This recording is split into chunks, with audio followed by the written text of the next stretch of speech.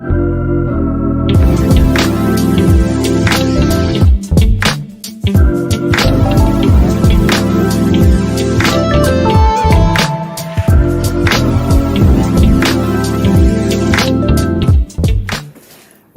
to EME Transparent and Transformation Tuesday. I am Alexis K. I am your sister, I'm your friend, and I am your host. And on Tuesdays, what do? We let a little light in. And why do we do it? Because while the Spirit is with us and always moving, when we are able to be a little bit more transparent and we're asking God to transform us, we allow the Spirit to really kick up and move and do some things in us that we really, truly need in order to walk the path that God has given us. So we are concluding, you all, the month of March Madness. And I gotta say, time flew, but we were having fun. And I hope that what you have learned, if nothing else, when we spent this time together on Tuesdays, is that our biggest issue can often be that we're unwise. And if we are unwise, that takes us into being foolish. And if we are foolish, then the foolish are both unrestrained, the foolish are irritated, the foolish will allow certain things to become an issue in their lives that don't need to be. The foolish speak too much. The foolish often provoke others to do things that are not of God. And that one of the core problems, among many other things with madness and anger, it has to do with being unwise. And so if we take anything away from this month, I pray that it is that you will continue to ask God to help you to be wise, help you to be wise in your relationships, help you to be wise with your friends, help you to be wise with how to deal with certain situations, to take it all to prayer. The Bible says that we can bring all types of petitions to God, but oftentimes we don't bring it to Him first. We allow ourselves to deal with it, and we deal with it in a way that is not righteous. It is not unto Him. And it can be something so simple that requires of us maybe to be quiet. It might require of us to speak, but to speak in wisdom. Or it may require us to simply do some self-work, which is what God did to me in my season of being the one who was mad and going through the madness and allowing madness to take place in my house, in my marriage, with my friends, is that I had to do the self-work. I had to ask myself, do I really know what I'm talking about? Is this really even a problem? So I'm leaving you all with another proverb. You know, we've been talking about Proverbs all this month, and I'm leaving you with one more. Proverbs says, make no friendship with the man given to anger, nor go with wrathful men, lest you learn his ways and entangle yourself in a snare. What does it say? Make no friendship. In this culture, it seems to be so normal to have that one friend that, pops off, that's crazy. And everybody's like, oh, that's just how she is. But the Bible makes it very clear, don't partner.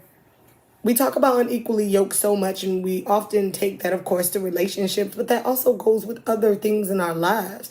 Don't partner yourself with people. Don't partner yourselves with corporations. Don't partner yourself with churches. Don't partner yourself with any type of friendship, relationship that is given to anger, that is given to strife, that is given to wrathfulness, because you can be taught this behavior.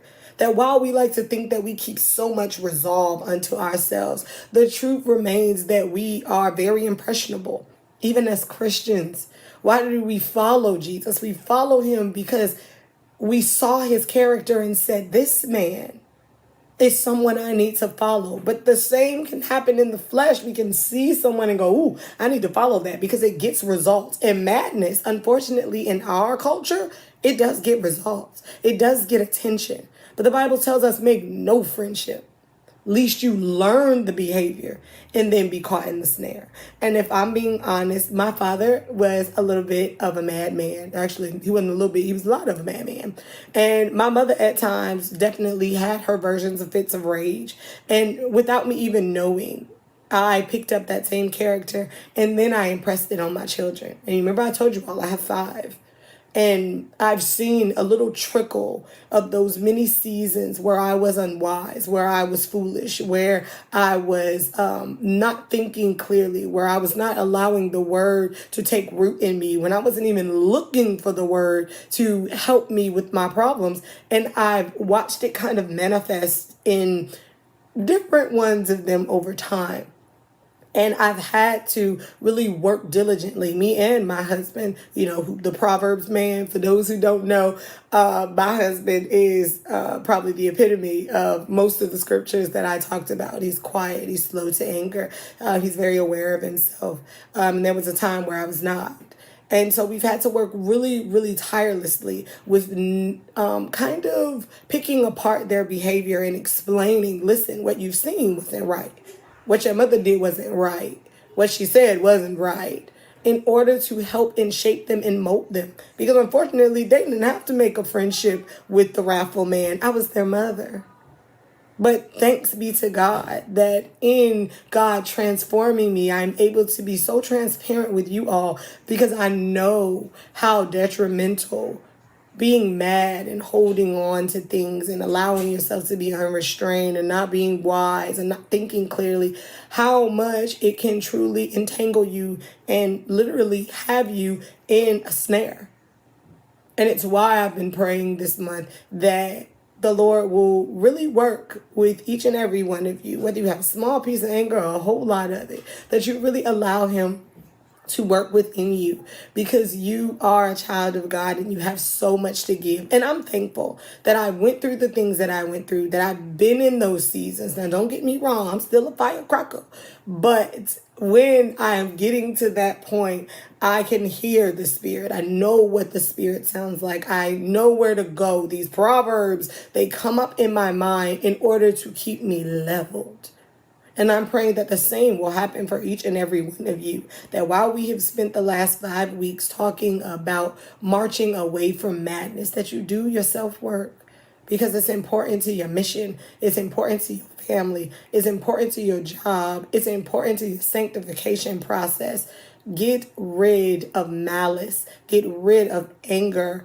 Continue to die to it. Continue to put up your shield of faith so that you are able to walk in the light and let your light shine. I love you all. I will see you all in April because it's Resurrection Month. See y'all soon.